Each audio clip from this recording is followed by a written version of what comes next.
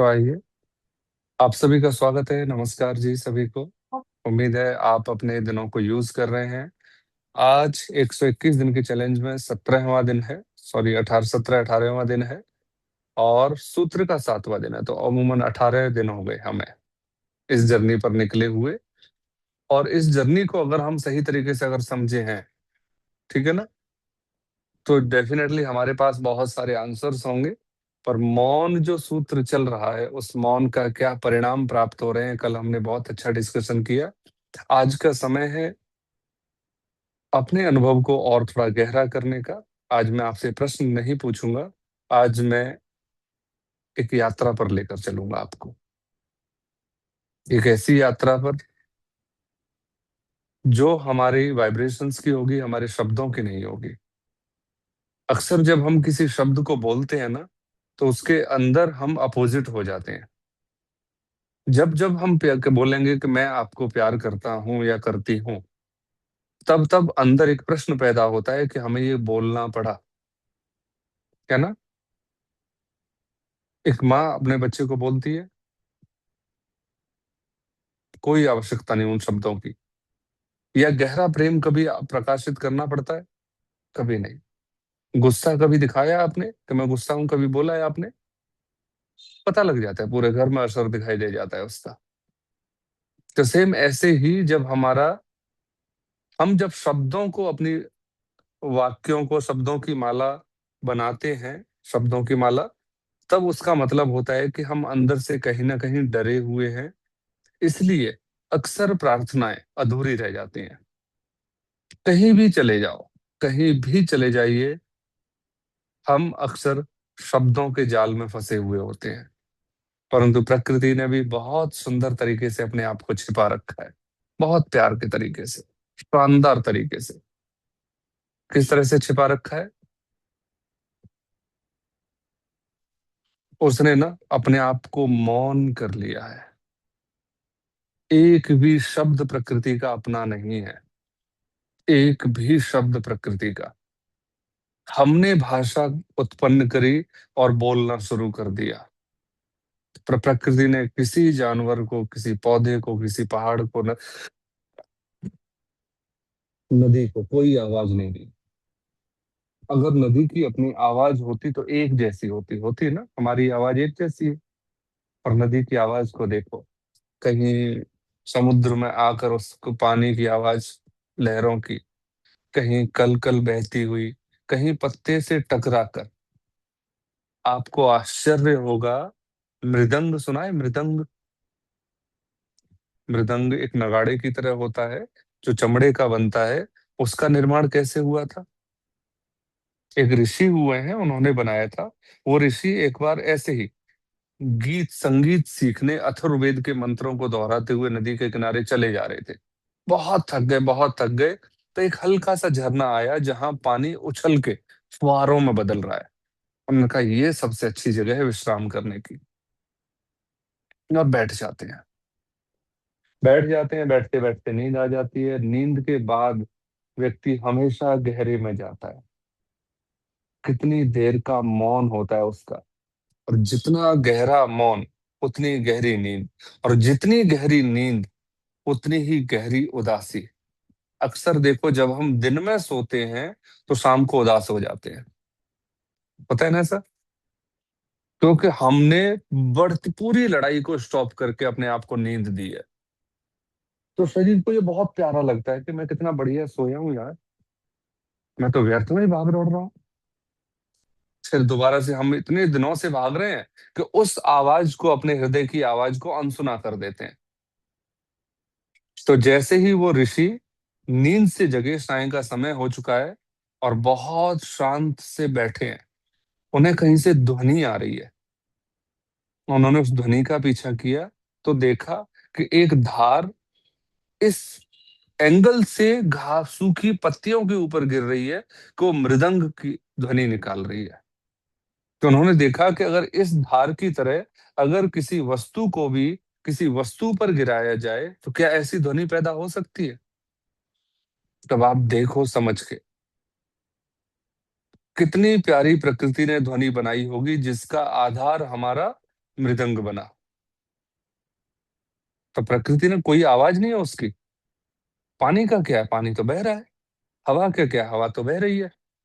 पर जब वो किसी बांस के जंगल से हवा गुजरती है तो सीटियों की आवाज आती है ना। किसी पीपल के पेड़ के पास से गुजरती है तो बिल्कुल खड़खड़ाने की आवाज आती है, जैसे कोई पास से निकल गया हो। जब वही आवाज फसलों के ऊपर से गुजरती है ना, तो एक किसान के हृदय को आंदोलित करने वाली ध्वनि पैदा करती है। वही पानी जब पठार से गुजरता है, अपनी कोई ध्वनि नहीं है उसकी। जब पठार से गुजरता है तो एक शीतलता देता चला जाता है। जब वही पानी पहाड़ से गिरता है तो झरने का रूप लेकर एक बिल्कुल झरझर की आवाज पैदा करता है। अब देख लो, बहुत सारी ध्वनियां देखो। जब जब प्रकृति ने अपने मौन को प्रकट किया है, कितने शानदार तरीके से किया है, हमें पता भी नहीं है। इसलिए जब हम मौन होते हैं ना, तो हम होते हैं। जब हम मौन होते हैं तब हम होते हैं। जब मैं शब्दों में होता हूं तब अक्सर अपने आप को छिपा रहा होता हूं। जब हम बोलते हैं ना, हे परमपिता परमात्मा, मेरा परिवार स्वस्थ रहे, इसका मतलब हमारे दिल की गहराइयों में अस्वस्थता की ध्वनि है। हम मानते हैं ना कि अस्वस्थ है मेरा परिवार, तभी तो स्वास्थ्य मांग रहे हैं।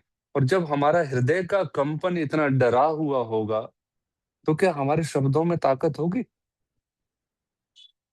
और जब हमारे शब्दों में ताकत होती है तो वो शब्द भी बिल्कुल हल्के से होते हैं। कभी ऊंची आवाज में बोलना पड़ा है आज तक? हमने जब जब ऊंची आवाज की है, जब हमने तब तब ऊंची आवाज की है जब जब हम डरे हुए हैं, है ना। जब जब हम गलत होते हैं, जब जब हमें लगता है कि हमारी आवाज नहीं सुनी जाएगी, हम पूरी ताकत लगा देते हैं। और उसके बाद भी हमें भरोसा नहीं है कि हमारी आवाज सुनी गई या नहीं सुनी गई। तो प्रकृति का मौन अगर हम देखेंगे ना, कितना शानदार मौन है। और एक कवि ने ना बहुत सुंदर मौन की व्याख्या की है। जब हम चुप रहते हैं ना, प्रकृति ने नियम बना रखा है। वो आपके शब्दों को नहीं सुनना चाहती, वो आपकी करुणा को फील करना चाहती है। वो आपके मौन के वाइब्रेशन को सुनना चाहती है, क्योंकि उसके पास अपने कोई कान नहीं है। उसके पास बस तरंगों को एहसास करने की शक्ति है। क्लियर है? वो झरने को आवाज देती है, वो ध्वनि देती है रोज उसको, हवा को, जिसमें अपना कुछ नहीं है। हवा वही है, जहां जहां से गुजर रही है वहां वहां से तरह तरह की ध्वनि है। और एक भी ध्वनि निरर्थक नहीं है, बहुत आनंदित करने वाली है। बिल्कुल थोड़ा सा पानी बह रहा है, बिल्कुल थोड़ा सा पानी, और छोटे छोटे कंकड़ पड़े हुए हैं, उसमें भी संगीत बना देती है प्रकृति। हम हैं क्या चीज? इतना आनंद है कि अगर हम अपने शब्दों को रोक लें तो हमारे अंदर से वाइब्रेशन पैदा होने लगेगी। और वाइब्रेशन जब पैदा होने लगेगी तो प्रकृति डेफिनेटली हमें सबसे नजदीक से सुनती है। कई बार अक्सर हमने फील किया है कि हमने कुछ नहीं मांगा होता, बस वैसे ही शांत बैठे होते हैं, एक विचार मन में आता है और पूरा हो जाता है। और एकदम से कहते हैं, अच्छा, अगर प्रकृति सुनना ही चाह रही थी तो मैं कुछ और मांग लेती। होता है ना ऐसा?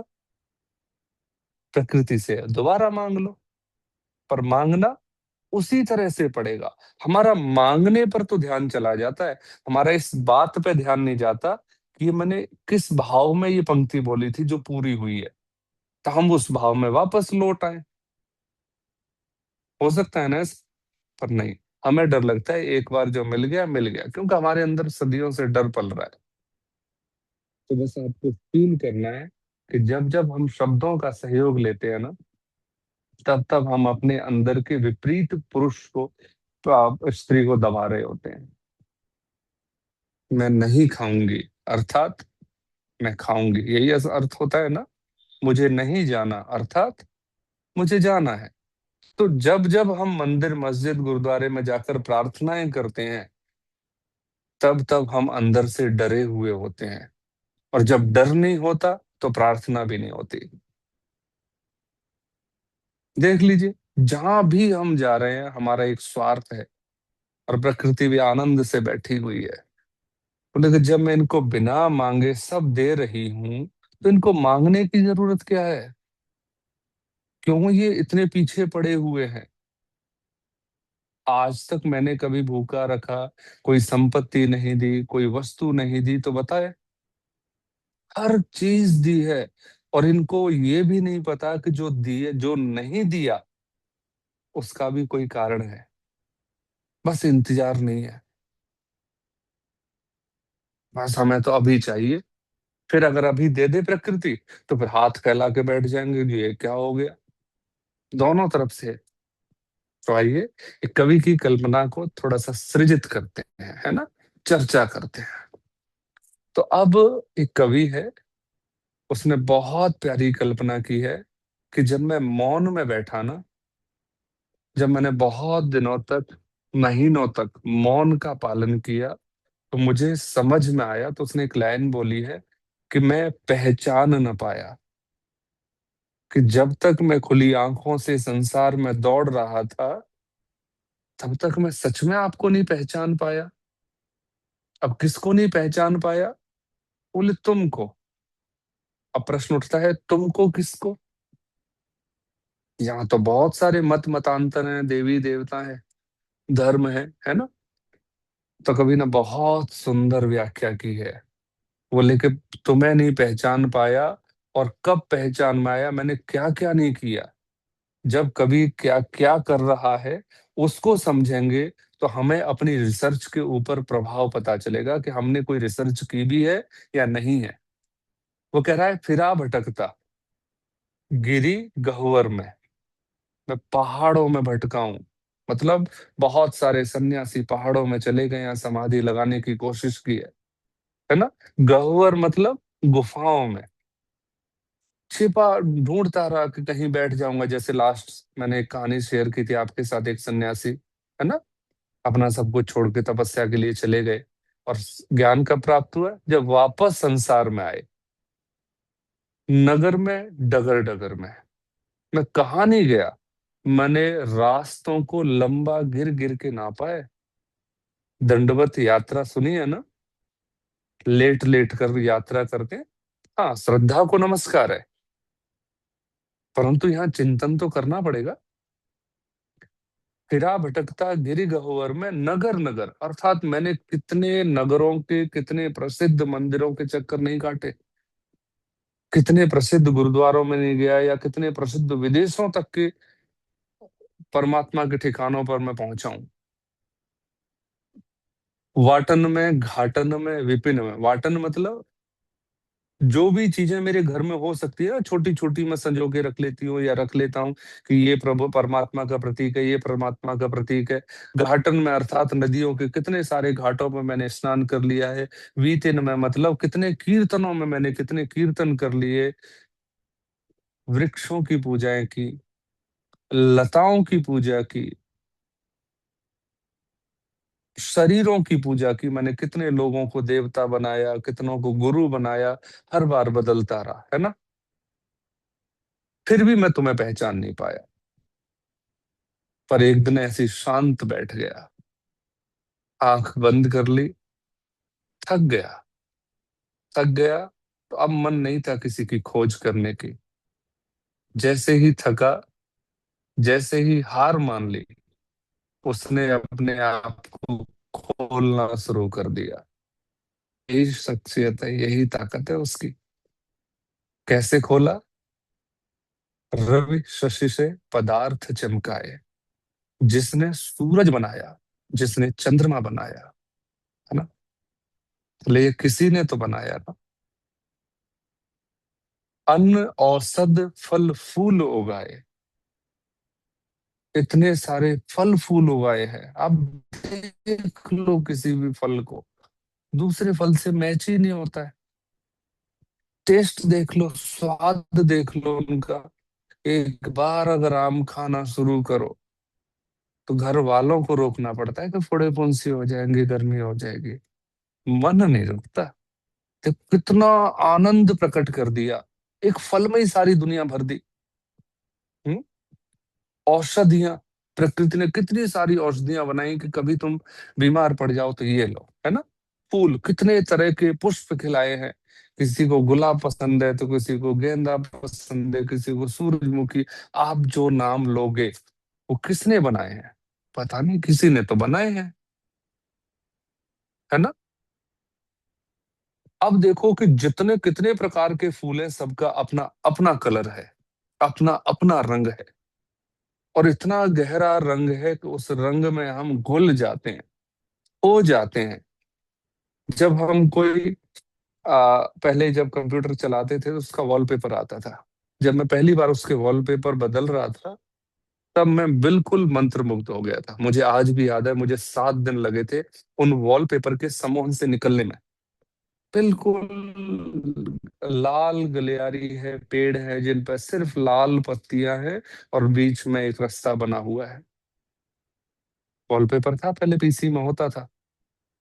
और बिल्कुल हरी ढला पठार से पहाड़ है जो मिट्टी के हैं। बिल्कुल हरी फसल उगी हुई है जैसे चाय के बागान। प्रकृति के कितने अद्भुत नजारे हैं, है ना। तो आगे है, कैसे अलवेली प्रकृति टिकी हर साड़ी पे। मतलब प्रकृति ने अपने आप को कितना शानदार तरीके से हरी साड़ी में लपेटे हुए है। देखो ना, जिसने प्रकृति को हरी साड़ी पहनाई, चारों तरफ से इतनी प्यारी हरियाली है, इतनी हरियाली है कि ऐसा लग रहा है कि जैसे प्रकृति ने हरी साड़ी पहन रखी है। इसलिए अपनी आंखों को खोलो। और आंखें अर्थात ये आंखें नहीं, ज्ञान चक्षु। अपनी समझ को, अपनी सोच को थोड़ा सा बड़ा करो, और आपको पता चलेगा ये जितने भी कौतुक दिखाई दे रहे हैं ना, ये किसी चतुर खिलाड़ी नहीं बनाए होंगे, किसी अनाड़ी का काम तो नहीं है। तो ये कभी कब समझ रहा है इन सारी कल्पनाओं को?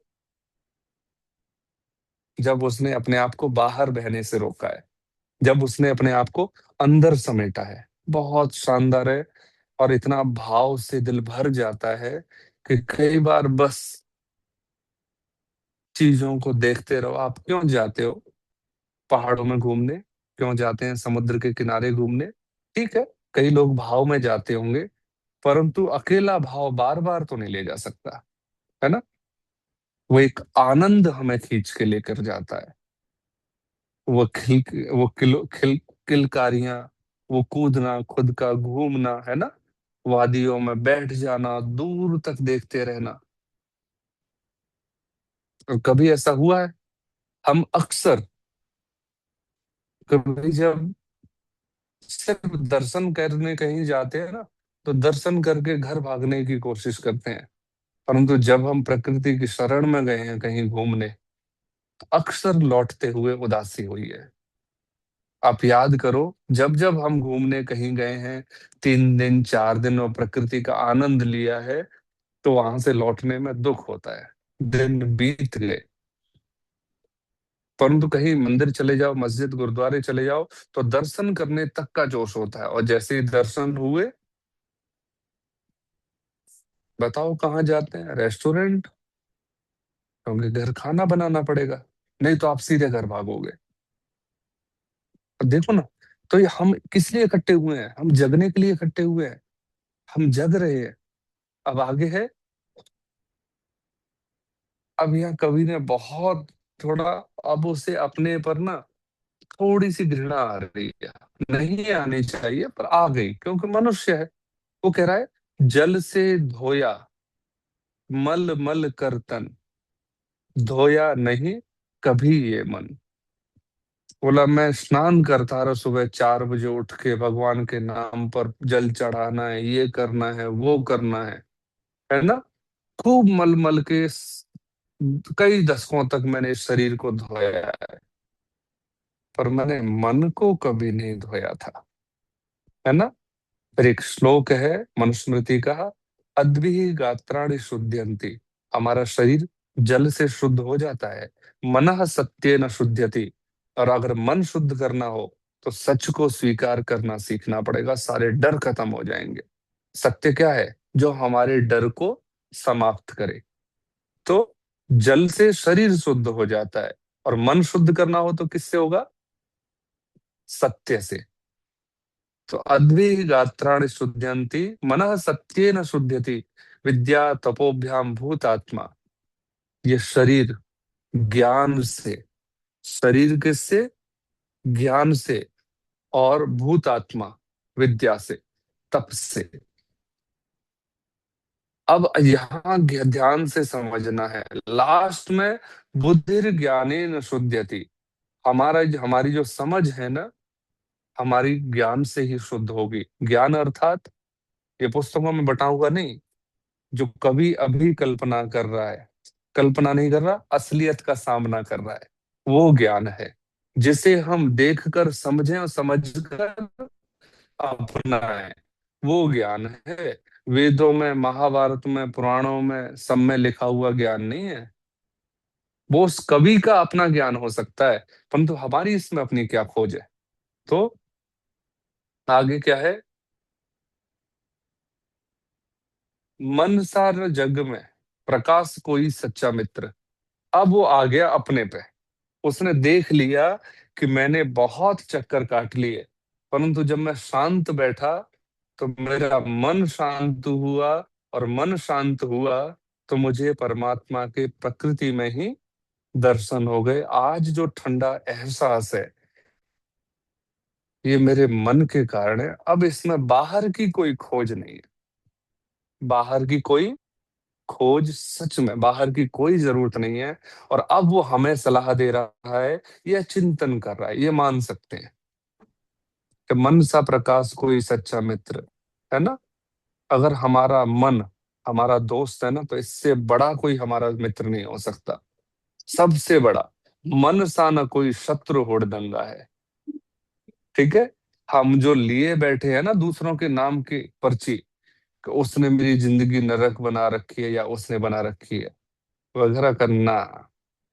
मन से बड़ा हुड़दंगा शत्रु कोई नहीं है, कि 2 मिनट में तो आपको एहसास करा दे कि आप बहुत गहरे हो, और 2 मिनट में किसी नई गाड़ी का फोटो दिखा के आग लगा देगा, तो यही चाहिए। चलो गाड़ी नहीं तो साड़ी से लगा जरूर देगा। तो आप समझ रहे हैं, मन सा न सच्चा मित्र, और मन सा न कोई हुड़दंगा मित्र। दोनों ही जगह साथ देता है। मन से ही रीत प्रीत। हमारा जो मन है ना, इसी से प्रीत और प्रेम है। मन से ही शांति गीत। अगर मन शांत है ना, तो आपको ये शब्द भी अच्छे लगेंगे। और अगर अभी मन शांत नहीं होता तो ऐसा लग रहा होता पता नहीं कितनी कर्कश आवाज है मेरी, सिर में दर्द हो जाता अब तक। तो यह है, मन से ही रीत प्रीत, मन से ही शांति गीत, मन से ही कलह कपट द्वेष दंगा है। आप समझ रहे हैं। और सारी लड़ाई, द्वेष, कपट, छल सब किससे पैदा हो रहा है? हमारे मन से। रेल में जा रहे हैं, किसी को कोई नहीं जानता, और इतनी बढ़िया दोस्ती कर लेते हैं, इतनी बढ़िया दोस्ती कर लेते हैं, हद से ज्यादा। और मन ही इतना बदमाश है कि बस पड़ोसी दिख जाए, उसकी गाड़ी का बम्पर भी अगर हमारी लाइन के अंदर आ, तो सारी तपस्या भंग। बस बस चले तो गाड़ी को बीच में से उड़ा दे। है ना। तो मन से ही रीत प्रीत, मन से ही शांति गीत, मन से ही कलह कपट द्वेष दंगा है। मन ही मिलाता ईश। मन के मिलाए ही भगवान मिले हैं। हमारे बस में कुछ नहीं है। आपको मन मिल गया मेरे साथ में, तो एक यात्रा पर निकल लिए। नहीं तो ऐसे कितने सत्संग सुने होंगे, हमें पता भी नहीं है। कितने जागरण में गए होंगे, कितनी चौकियों में गए होंगे, नहीं मिला मन। और मिल गया तो मन ही दिलाता मुक्ति ही, मन ही मिलाता ईश। ये मन ही तो मुक्ति दिलाता है। यही परमात्मा से मिलता है। और फिर देखो कवि की लाइन, मन ही तो डालता सुकर्मों में अड़ंगा है। और बड़ी मुश्किल से तो सत्संग में ध्यान में मन लगने लगा था, और एक दिन उचट के बैठ गया। आज नहीं, आज मन नहीं है मेरा मेडिटेशन ज्वाइन करने का। बस मन नहीं है। यही चीजें होती है। मन है मरीज तो लजीज कोई चीज नहीं। मन अगर दुखी है तो कितनी बढ़िया चीज आगे लाके रख दो, जिसकी आपने कल्पना की थी, आपने पार्टनर को बोली थी, बच्चों को बोली थी कि बेटा ये चीज तो मेरी फेवरेट है, और किसी दिन मन उदास हो, चाहे वो फेवरेट चीज ही सामने क्यों नहीं आ जाए, वो लजीज नहीं लगती। और फिर यहाँ आती है कवि रविदास जी वाली, कि मन यदि चंगा तो कठौती में ही गंगा है। एक रविदास जी हुए हैं जो चर्मकार थे, है ना, वो चमड़ी का कार्य करते थे। तो एक बार उनके गांव से कुछ लोग गंगा स्नान के लिए जा रहे थे। पूछा, बोले रविदास, बोले हाँ जी। बोले चल गंगा स्नान कराते हैं, इतने दिनों से तू चमड़ी का कार्य कर रहा है, इतने पाप, तू तेरा थोड़ा धुल जाएंगे पाप, चल गंगा में स्नान करके आते हैं। तब रविदास जी ने कहा था, बोले ये सब मन की लड़ाइयां हैं। मन यदि चंगा तो कठौती में गंगा। कठौती अर्थात चमड़े को भिगोने के लिए एक पात्र होता था जिसमें पानी भरा रहता था, उसे कठौती कहते थे। तो मन यदि चंगा तो उस कठौती में भी गंगा है। मन तुम्हारा मैला है, जाओ नहाओ गंगा, और सालों साल नहाते रहो, कुछ नहीं होगा। और मन ही यदि खुश है, किसी का द्वेष, किसी का बुरा कुछ नहीं चाहता, सबको माफ करना जानता है ना। तो फिर ये जो चमार चर्मकार का बर्तन है जिसमें चमड़ा भिगोया जाता है, अगर उस पानी से भी आप स्नान कर लोगे ना, तो भी शुद्ध है आदमी। कोई जरूरत नहीं इधर उधर दाएं बाएं भागने की। तो कितनी प्यारी कल्पना है। जल से धोया मल मल कर तन, धोया नहीं कभी कलुषित मन। बिल्कुल सिंपल लाइन है। तन खूब धोया मल मल के, स्नान नहाए, कितने साबुन बदल दिए, इतने शैम्पू बदल दिए, इतने तेल बदल दिए, इतने जो भी स्प्रे, जो भी कहते हो XYZ, मुझे पता नहीं है। लगा लगा सेंट पूरी, है ना, घर गुंजा दिया। पर मन के ऊपर कभी एक बार भी एक मग पानी नहीं डाला। धुले जाते त्रैताप, है ना। त्रय, तीन प्रकार के दुख बोले गए हैं, आदि दैविक, आध्यात्मिक, आदि भौतिक। ऐसी परेशानियां, मैं इस घर में बैठा हुआ हूं, अचानक लाइट चली जाए, मच्छर बहुत सारे आ जाए, एक स्थिति बन जाएगी। तो इसको कहते हैं भौतिक। भूकंप, बाढ़, आंधी, ये भौतिक दुख हैं। इनमें आप कुछ नहीं कर सकते, आएंगे तो आएंगे। दैहिक, दैहिक अर्थात शरीर में बीमारियां।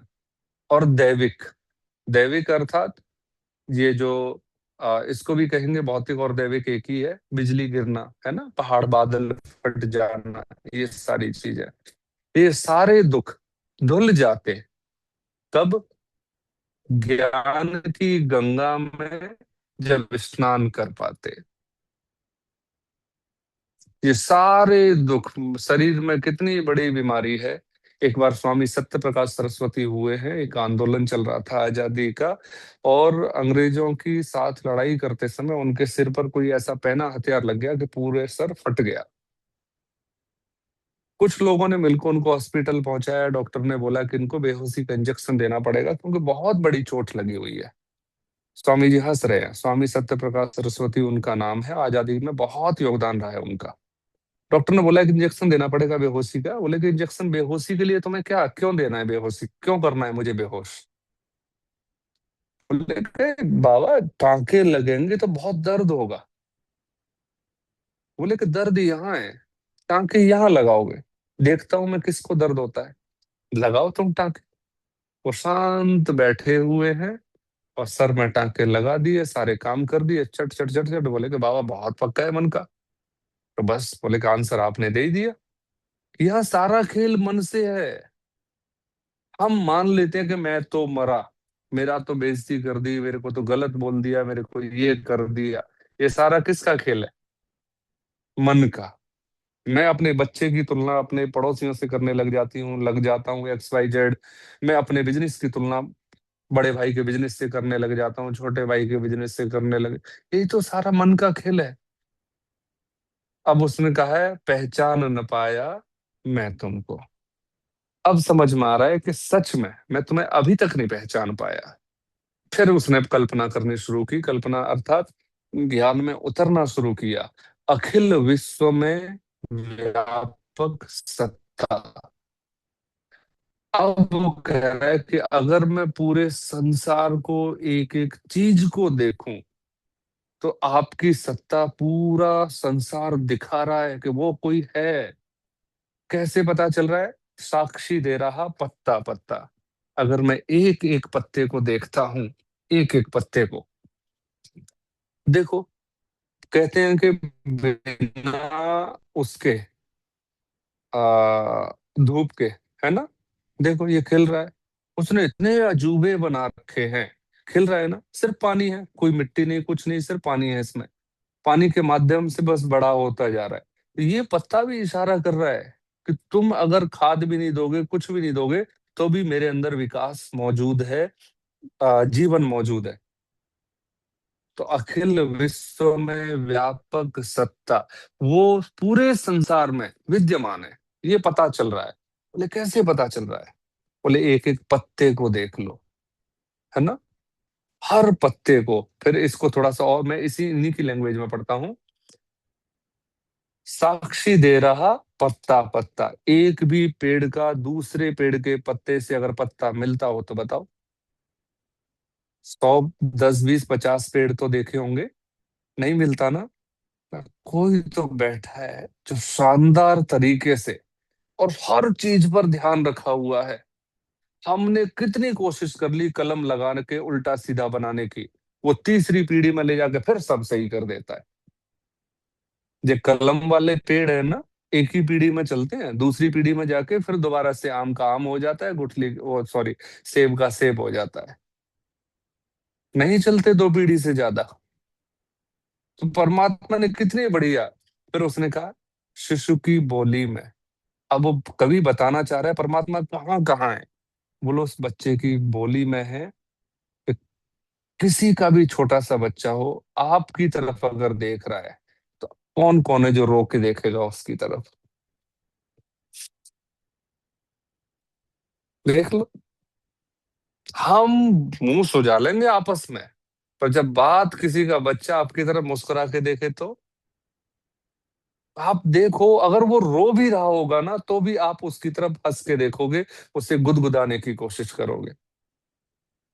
तो कवि ने बहुत प्यारे तरीके से अपने अपनी खोज को प्रदर्शित किया है। शिशु की बोली में, कोकिल की मधुर कूक में, कोयल बोलती है तो हृदय को चुरा लेती है। प्रेमी पपीहा की पी पी मयूर हुकों में। और जब मयूर, मोर है ना, बादलों के बारिश के समय में, बारिश का समय, क्या मोर की आवाज के बिना अच्छा लगता है? कभी कल्पना की है? कभी ऐसा होया कि मोर सुने हो आपने, मोरों की आवाज लाइव सुनी है? हाँ, थोड़े से चूक रहे हैं पर बात बन जाएगी। कभी निकलना, बस बारिश के मौसम में जब तक मोर की आवाज नहीं सुन लो, तब तक निकलते चले जाना। मेरे गांव में हमारे छत के ऊपर बहुत आते हैं, बहुत आते हैं, इतने आते हैं कि हमें भगाने पड़ते हैं। मेरे दादाजी ने ऐसी व्यवस्था कर रखी है कि अब वो मोर कभी जाएंगे ही नहीं। तो आप समझ सकते हो, आगे शैल शिखरों में जाते हो ना, पहाड़ों में घूमने के लिए, क्यों आनंद आता है? क्योंकि परमात्मा ने अपने आप को वहां आनंदित कर रखा है। इतनी प्यारे पहाड़ों का निर्माण, बहे चले जा रहे हैं ठंड में, एक पहाड़ से दूसरे पहाड़, बस चले जा रहे हैं। कभी गाड़ी में गए हो? एक तरफ आपके नदी है, एक तरफ आपके पहाड़ है, और आप लहराते हुए चले जा रहे हो। कितना शानदार है। आगे गगन के विशाल आंगन में, और कभी बस सनरूफ खोल के निकल गए हो, ले रहे हो हवा के आनंद। कभी पहाड़ों में घूमने गए हो, बिल्कुल आसमान, आसमान बिल्कुल तारों से भरा हुआ है, चमक रहा है, कोई धुंध नहीं, कोई पॉल्यूशन नहीं। कभी देखा है? उम्मीद है आपने देखा होगा। सिंधु सरिता में, नदी समुद्र में जब मिलती है, ऐसे मिलती है जाने कितने सदियों से समुद्र को पता था कि सरिता मतलब नदी आएगी। वो इंतजार कर रहा था, नदी आई है, और वो अपने आगोश में समेट ले रहा है, इतने प्यार से गले मिल रहे हैं। ना समुद्र को ढूंढ सकते हो, ना नदी को ढूंढ सकते, मिल जाते हैं बस। कितने गहरे चिंतन में, और सच में आनंद आ रहा है। ऐसा लग रहा है कि मैं और गहरा होता जा रहा हूँ, प्रकृति में घुसता जा रहा हूँ। सरोवर में, तालाब में, नगर में, बहुत सारी ऐसी प्यारी घटनाएं जो दिल्ली में भी घट रही हैं, घट रही है ना। बहुत सारी प्यारी घटनाएं। वन में, नम्र शर्मीले नयन में। अब इंतजार छोट सोच के देखो, जब आपने अपने अपने प्रेमी को पहली बार, अपने पार्टनर को पहली बार देखा हो, अब भले ही दुश्मनी हो गई हो, कोई बात नहीं, पर चूज तो हमने ही किया था ना। तो अब उस समय की मुस्कुराहट को देखो, उस समय के गुदगुदेपन को देखो, कि हमने एक दूसरे को कितना गुदगुदाया था, आनंद लिया था, है ना। तो इस नम्र शर्मीले नयन में, पवित्र यौवन में, पवित्र यौवन समझ रहे हो ना, कि ये जो शरीर दिया है ना, ये भी परमात्मा का एक इशारा है, दिखाने का कि परमात्मा ने हमें कितना, कितना एनर्जेटिक बनाया है ना, भटकने से बचाया है। और इतना शानदार, इस एज में कोई मेडिटेशन करने का समय? इस एज में तो रात को लोग 1:30 2 2 बजे तक भटकते डोलते हैं। उनके साथ बैठ जाओ तो वो तो ये कहते हैं, तुमसे तो बेकार आदमी कोई नहीं है, है? ऐसा ही होता है ना। पर यहाँ परमात्मा, कवि ने कहा है कि आपके इस पवित्र यौवन को ही परमात्मा ने दिया है। औरों पर परमात्मा की कृपा तो है, पर वो होश में नहीं है। इसलिए इस कृपा के पात्र कौन बने? हम। तो अब ये आगे, हर हीर प्रणवीर में, हीर प्रणवीर का मतलब जो अपने परिवार की एक एक इच्छा पर न्यौछावर हो जाते हैं। वो ये ताकत आ कहां से रही है? बोला ये वो परमात्मा ही दे रहा है। बहुत सारी ऐसी दुविधाएं हैं कि नहीं जीने का मन करता। होता है ना, कई बार बिल्कुल मन भर जाता है, सर पकड़ लेते हैं, दुखी हो जाते हैं। फिर परमात्मा अपने आप को खिला देता है आपके अंदर। फिर चलो इसी बहाने से जीना शुरू कर देते हैं। होता है ना ऐसा। बिल्कुल। कहीं भी कवि ने कहीं अलग से कोई शब्दों को नहीं समेटा है। आगे क्या है? दुखिया, मजदूर, निर्धन में बहुत सारी ऐसी रील आ जाती हैं। हाथ कांप रहे हैं, फल उठा रहा है एक वृद्ध व्यक्ति, और कांपते हुए हाथों से 20 रुपए के फल बेच रहा है। इशारा कर देता है कि मैं इसका भी पालन करूंगा। इशारा कर देता है कि तुम अपने घर से निकलो इनकी हेल्प के लिए, दुखियों के लिए, मजदूरों के लिए, निर्धन लोगों के लिए अपने आप को हल्का सा बाहर नीचे निकालो, घर से बाहर। मैं बाहर से कहीं से नहीं आऊंगा, तुम्हारे ही अंदर घट रहा हूं, तुम्हारे ही अंदर से हेल्प हो जाए तो ज्यादा अच्छा है। तो इसलिए कवि ने बहुत गहरे से कल्पना की है, समझा है। समा रहा है, समा रहा है अर्थात जो इन सब के अंदर है, और मुस्कुरा रहा है जो, है ना। मुस्कुरा रहा है, मुस्कुरा रहा है मतलब आपको इशारे कर रहा है। वही हमारे अंदर भी है, और वही गरीब में भी है। बस आपने अचानक से, कोई प्लान नहीं था, किसी ने दरवाजा आके खटखटाया आपकी गाड़ी में, साइड में खाना रखा था, कुछ रखा था, कहीं और पहुंच रहा था, वो आया और ऐसे लगा के देखा, बोले भैया दे दो वो। कभी हुआ है ऐसा? लेके कहीं से चले हो, किसी इरादे से चले हो, कहीं और बैठे हुए हो, और अचानक रेड लाइट पे, तो एकदम से आप उठाते हो और वो दे देते हो, वो वही खाने लगते हैं। अब तो एक दो जगह तो ऐसा हो गया कि वो मुझे जानने ही लगे हैं। आप समझ सकते हो ये जीवन। अब वहां मुस्कुरा रहा है, वो ये कह रहा है कि जब आप एक दूसरे की हेल्प करते हो ना। मेरी गाड़ी थी, मैं आगरा जा रहा था, अर्जेंट जाना था, दादी बीमार थी, वो जयपुर एडमिट थी, तो मैं सोचा आगरा से काम करता हुआ जयपुर निकल जाऊंगा। जैसे ही गाड़ी घर से बाहर निकाली, 1 किलोमीटर चलने के बाद गाड़ी का एक टायर पंचर हो गया। मैं ठीक है, स्टेप नहीं है, थोड़ा समतल में आके बराबर करूं, होने के बाद मैं बदल लूंगा। जैसे ही समतल पाया, दूसरा भी गया।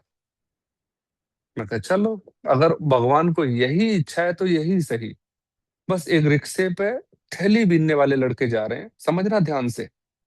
और रिक्शे में सुबह ही सुबह का समय है, बहुत सारा कचरा डला हुआ है, निकल के लेके जा रहे हैं अचानक से। भैया क्या हो गया? मैं कहा देख लो यार, दोनों टायर पंचर हो गए। अभी अभी हम बदल देते हैं ना। एक स्टेपनी बदल दी उन्होंने, दूसरी के लिए बोले रिक्शे में रखो, अभी पंचर लगवा के लाते हैं। पहला ही प्रश्न जो आपके मन में आया वही मेरे मन में है, टायर वापस आएगा? भाई लाजमी है। मम्मी बोली कि देख ले बेटा, मैं कहा ना, आज ये भी देखते हैं। मैं कहा दोनों टायर लेकर जा। मन एक के लिए रो रहा है ना। अब इसने तो हमेशा जिंदगी भर उल्टा ही सिखाया, शक करना सिखाया। आज मैं भरोसा करता हूँ। घर वाले बोले तू करता वही है जो तेरे मन में है, कभी तो हमारे सुनता ही नहीं है। मैंने कहा अम्मा देखेंगे, आज सीखेंगे ना।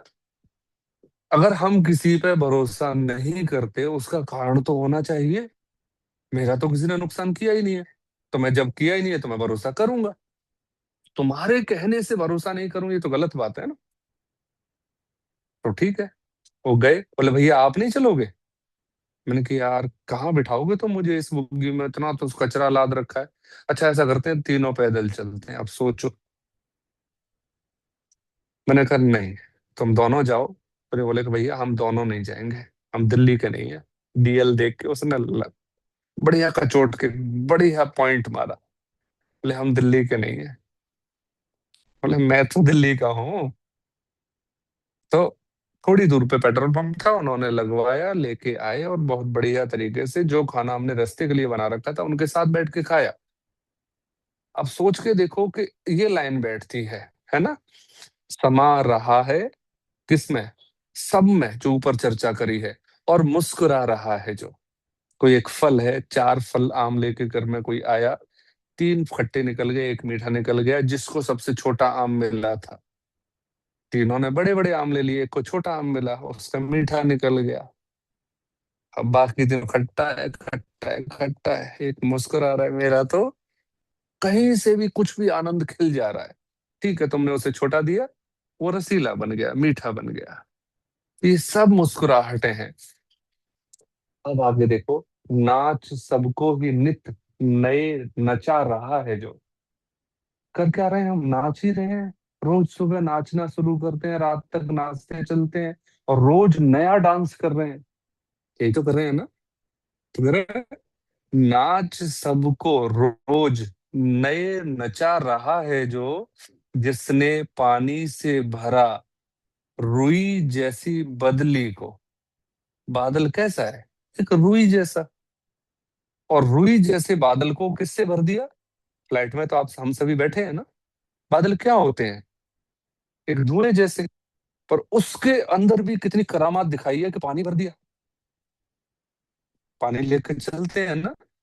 दे दी है जिसने चपलता व चमक बिजली को। तो मुझे एक बार समय बता दीजिए, मैं तो पूरी रात पढ़ता रहूंगा। हाँ, आजकल 10-10 पे ही याद आता है। तो रोकूंगा मैं यही। पर यहाँ देख लीजिए, बहुत आश्चर्य आने वाला है। अगले 3-4 दिन मैं चाहता हूं आप मौन रह के इस कवि की कल्पना या कवि की दृष्टि की तरह अब आप अपने चारों तरफ चीजों को देखो। बस देखते रहना, अपने पार्टनर को देखते रहना। सोचना कि क्यों मैं क्रोध करता हूं या करती हूँ, किस बात की मुझे ईर्ष्या है, या किस लिए प्रेम है। हर चीज के लिए। क्यों मुझे इस घर से लगाव है, क्यों मुझे इस चीज में दुख हो रहा है। बस देखते रहना, देखते रहना। अपने गमले के अंदर कतरन करो तब। देखते रहना, जब आपको किसी रेहड़ी वाले की फलों की आवाज सुनाई दे। बस प्रकृति का डांस देखना। फल वाले को फल बेचने के लिए परमात्मा नचा रहा है और हमें खरीदने के लिए। फिर जो अच्छा भी पपीता है ना, हम उससे सस्ता करवाने के लिए मन से बोलते हैं कि ये कोई अच्छा थोड़ी निकलेगा, और हमें पता भी नहीं है, फिर भी हम पूछते हैं उससे कि मीठा तो निकलेगा ना, और वो भी कॉन्फिडेंस में कहता हाँ निकलेगा, पता दोनों को ही नहीं है। और देखो अलग से कविता चल रही है ना। तो ये जो दृश्य चल रहा है इसका आनंद लेना। ये कहानी के साथ समापन करते हैं। अरस्तु हुए हैं, अरस्तु का नाम सुना होगा आपने। अरस्तु को कहीं से 10 रुपए दक्षिणा में मिल गए, जो उसके रुपए कह लीजिए, और वो उन रुपयों को गिन रहा है, ऊपर बैठा हुआ, ऊपर बैठा हुआ गिन रहा है। अचानक से नीचे से किन्नू की आवाज लगती है, किन्नू ले लो किन्नू, मीठे मीठे किन्नू। और वो कहता है इतने शानदार इतने मीठे किन्नू है, तीसरी मंजिल से दौड़ा चला आता है और किन्नू तुलवा लेता है कि दे दे मुझे इतने सारे। ले लेता है, ऊपर पहुंचता है, फिर उसी बालकनी में बैठा है, फिर उससे याद आता है ये क्या किया। बोले क्या किया? बोले कि तू 4 किन्नू के लिए ध्यान वगैरह सब छोड़ के दौड़ता चला गया, इसका मतलब तेरे अंदर लालच है। अगर तेरे को जरूरत थी, भूख थी, कुछ थी, तो ठीक है, जाता आराम से लेके आ जाता। पर तू पिछले 10 मिनट जो किन्नुओं पर मंत्र मुग्ध हुआ बैठा है, वो तो नहीं होना चाहिए ना। ये तो मन के लिए तू दौड़ता चला गया। तुझे जरूरत नहीं थी, भूख तुझे नहीं है, प्यास तुझे नहीं है, करना तुझे कुछ नहीं है, बस किन्नू दिखाई दिए, मुंह में पानी आ गया, तू दौड़ता चला गया। यही तो हो रहा है हमारे साथ। कोई एक विचार डाल गया कि फलाने ने हमारे बारे में कुछ कह दिया और हम सड़े रहते हैं। ये बेवकूफी है ना। तो छोटी छोटी चीजों से बेवकूफी देखनी है। आपने अच्छा खाना बनाया, किसी ने प्रशंसा नहीं की, आप उदास हो गए। किसी ने आपको कुछ बताया नहीं, आप उदास हो गए।